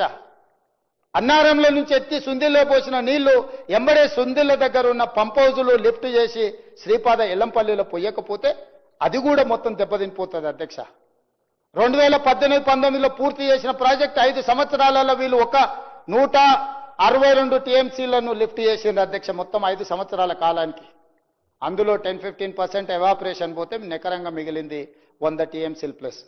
ఈరోజు ఆ 100 టీఎంసీలు 5 ఏళ్లలో ఎత్తుతే కరెంటు బిల్లు 9,500 కోట్ల రూపాయల అధ్యక్ష. ఇక ఇప్పుడు మీరు చెప్పండి అధ్యక్ష, 3,460 మెగావాట్లతోనే నిర్మించి గ్రావిటీ ద్వారా తుమ్మిడిఏటి నుంచి శ్రీపాద ఎల్లంపల్లికి నీళ్లు తెచ్చుకొని అక్కడి నుంచి తెలంగాణ రాష్ట్రంలో 16,40,000 ఎకరాలకు నీళ్లు ఇచ్చే ప్రాజెక్ట్ అవసరమా?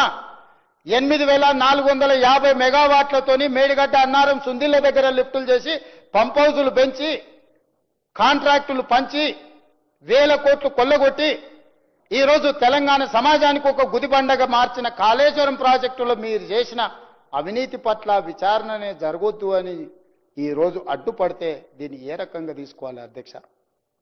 అందుకే అధ్యక్ష, ఈరోజు ఎవరేమన్నా చులకన చేసి మాట్లాడినా, అవమానకరంగా మాట్లాడినా కూడా మేము ఓపికతో ఎందుకుంటున్నామంటే మేము ప్రజలకు జవాబుదారితనంగా ఉండదలుచుకున్నాం అధ్యక్ష.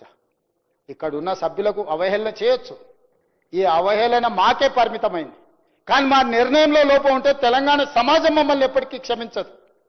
శాశ్వతంగా దోషులుగా మేము నిలబడాల్సి వస్తుంది. ఈరోజు ఈ దుర్మార్గాన్ని ప్రశ్నించడానికి, దుర్మార్గం మీద విచారణ చేయడానికే ఈరోజు అన్ని రకాలుగా మేము ప్రయత్నం చేసినాం అధ్యక్ష.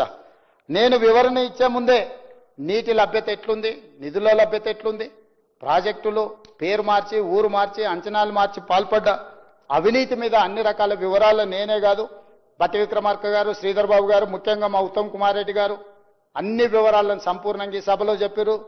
అదేవిధంగా మా మిగతా మంత్రులు, సభ్యులందరూ కూడా మాట్లాడినారు. చివరి సభ్యుడిగా మాట్లాడిన పాల్వే హరీష్ బాబు గారు కూడా మొదటిసారి సభ్యుడైన విజ్ఞతతో మాట్లాడిండు. మరి ఈరోజు అందరికీ అనుమానాలు ఉన్నాయి అధ్యక్ష. ఎన్డీఎస్ఏ రిపోర్ట్ ఇచ్చింది, ప్రభుత్వాన్ని తప్పుపట్టింది. విజిలెన్స్ అండ్ ఎన్ఫోర్స్మెంట్ నివేదిక ఇచ్చింది, ఆనాటి ప్రభుత్వాన్ని తప్పుపట్టింది, పెద్దల్ని తప్పుపట్టింది. కాగ్ నివేదిక ఇచ్చింది, ఆనాటి పెద్దల్ని, ఆనాటి ప్రభుత్వాన్ని తప్పుపట్టింది. తెలంగాణ మేము ప్రభుత్వాన్ని ఏర్పాటు చేసినాక నియమించిన Pinaki Chandra Ghose commission, enquiry commission also they have submitted their report. We have tabled that report. They are finding faults with Chandrasekhar Rao, Harish Rao gar and other political executives, executive officers and engineers and agencies. ఇన్ని రకాల multiple complications ఉన్నాయి అధ్యక్ష. అందుకే రాష్ట్ర ప్రభుత్వం మా పరిధిలో ఉన్న విచారణ సంస్థ ఏది చేసినా ప్రతిరోజు ఇదే చర్చ జరుగుతుంది. కోపంతోనో కక్షాపూరితంగానో గతంలో మాకు వాళ్లకున్న వైరుధ్యాల వల్లనో కక్ష సాధింపు చర్యలలో భాగంగా ఈ ప్రభుత్వం వ్యవహరిస్తుందని మా చిత్తశుద్ధిని అనుమానించే విధంగా అపోహలు కల్పించే విధంగా వాళ్ళు మాట్లాడదలుచుకున్నారు అధ్యక్ష. అందుకే ఈరోజు శశభిషలకు తావు లేకుండా ఒక స్పష్టమైన నిర్దిష్టమైన కార్యాచరణతోని రాష్ట్ర ప్రభుత్వం ముందుకు వెళ్లాలనుకుంటుంది. ఇంత రాత్రి అయిన ఈ చర్చ చేసినాం అధ్యక్ష. కాళేశ్వరం ప్రాజెక్టులోని మేడిగడ్డ, అన్నారం, సుందిళ్ల బ్యారేజీల నిర్మాణంలో జరిగిన అవకతవకలు, ప్రజాధనాన్ని దుర్వినియోగం చేయడం, అవినీతి ఆరోపణలపై విచారణ జరిపేందుకు తెలంగాణ రాష్ట్ర ప్రభుత్వం సుప్రీంకోర్టు మాజీ న్యాయమూర్తి జస్టిస్ శ్రీ పినాకి చంద్రఘోష్ను విచారణ కమిషన్ను నియమించడం జరిగింది. విచారణ కమిషన్ తన నివేదికను జూలై 31, 2025న ప్రభుత్వానికి సమర్పించింది. ఆగస్టు 4, 2025న జరిగిన మంత్రిమండలి సమావేశంలో ఈ నివేదికను ఆమోదించింది. తదుపరి చర్చ జరిపేందుకు అసెంబ్లీలో ప్రవేశపెట్టాలని మంత్రిమండలి చేసిన తీర్మానం ప్రకారం ఈ రోజు ఈ నివేదికపై ఈ శాసనసభలో చర్చ జరిగింది. నిన్న మొదలై ఈ రోజు వరకు చర్చ చేసినాం అధ్యక్ష. నాకు తెలిసి చరిత్రలో చాలా అరుదైన సందర్భము. 1 తారీఖుతో మొదలై ఇంకొక తారీఖు వరకు చర్చ జరగడం ఒకే అంశం మీద అనేది.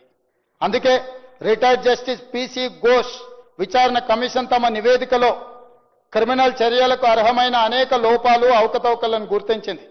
నిర్లక్ష్యం, దురుద్దేశం, ఉద్దేశపూర్వకంగా వాస్తవాలను తొక్కిపెట్టడం, ఆర్థిక అవకతవకల వంటి అంశాలను ప్రస్తావించింది. 3 బ్యారేజీల నిర్మాణంలో తప్పు జరిగిందని, అసలు ప్లానింగ్ లేదని కమిషన్ తేల్చి చెప్పింది అధ్యక్ష. National dam safety authority NDSA నివేదిక ప్రకారం మేడిగడ్డ బ్యారేజ్ వైఫల్యానికి ప్లానింగ్, డిజైన్, క్వాలిటీ కంట్రోల్ లోపాలు కారణమని తేలింది. నాణ్యత, నిర్వహణ సరిగా లేకపోవడం వల్ల నిర్మాణంలో లోపాలు ఏర్పడ్డాయని ఎన్డీఎస్ఏ గుర్తించింది. ఈ అంశాలన్నింటిపై లోతుగా మరింత సమగ్రంగా దర్యాప్తు చేయాల్సిన అవసరాన్ని ఎన్డీఎస్ఏ విచారణ కమిషన్ నివేదికలో స్పష్టం చేశాయి. ఈ ప్రాజెక్టులో అంతర్రాష్ట్ర అంశాలు, కేంద్ర రాష్ట్ర ప్రభుత్వాలకు చెందిన వివిధ శాఖలు, ఏజెన్సీలు పాలు పంచుకున్నాయి. ప్రాజెక్టు డిజైన్, నిర్మాణం, ఫైనాన్సింగ్లో వాప్కోస్ వంటి కేంద్ర ప్రభుత్వ రంగ సంస్థలు, పిఎఫ్సి, ఆర్ఈసి వంటి ఆర్థిక సంస్థలు పాలు పంచుకున్నందున ఈ కేసును సెంట్రల్ బ్యూరో ఆఫ్ ఇన్వెస్టిగేషన్ కి అప్పగించడం సముచితము. అందుకే ఈ కేసు దర్యాప్తును సెంట్రల్ బ్యూరో ఆఫ్ ఇన్వెస్టిగేషన్ కు అప్పగించడానికి సభ నిర్ణయం తీసుకుంటున్నది తమ అనుమతితో అధ్యక్ష. ఎన్నో రకాల అంశాలు, విచారణ అర్హమైన విషయాలు ఇందులో ఉండడం వల్ల సిబిఐ ఎంక్వైరీకి మా ప్రభుత్వం ఆదేశాలు జారీ చేయనైనది. ఈ సభ దీన్ని ఏకగ్రీవంగా ఆమోదించి సిబిఐ ఎంక్వైరీలో ఊరు, పేరు, అంచనాలు మార్చి దోచుకున్న వాళ్ళందరినీ శిక్షించడానికి అవసరమైన నిజాయితీతో కూడుకున్న విచారణ జరగాలని ఆశిస్తూ తమరి దగ్గర సెలవు తీసుకుంటున్న అధ్యక్ష.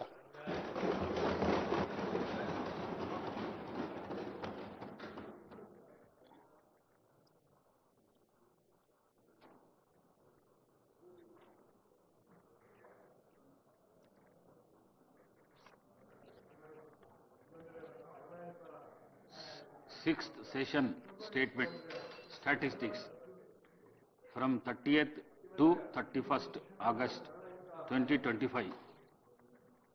Number of days for which the assembly sat 2 days.